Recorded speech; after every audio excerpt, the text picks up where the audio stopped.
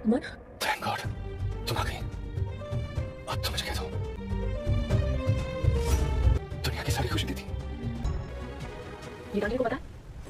You should be thankful। क्या करता है? वक्त रहते उसकी कदर करना सीखो, वरना बुढ़ापे में अकेले रहना पड़ जाएगा। छोड़ कर आगे नहीं बढ़ सकता। एक अरमान, अब मैं तुम्हें छोड़ चुकी हूँ।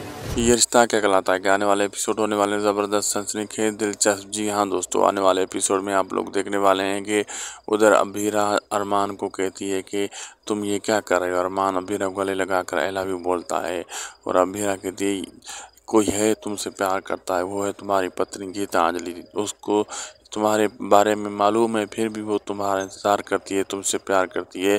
तुम उससे प्यार करो, मुझसे नहीं।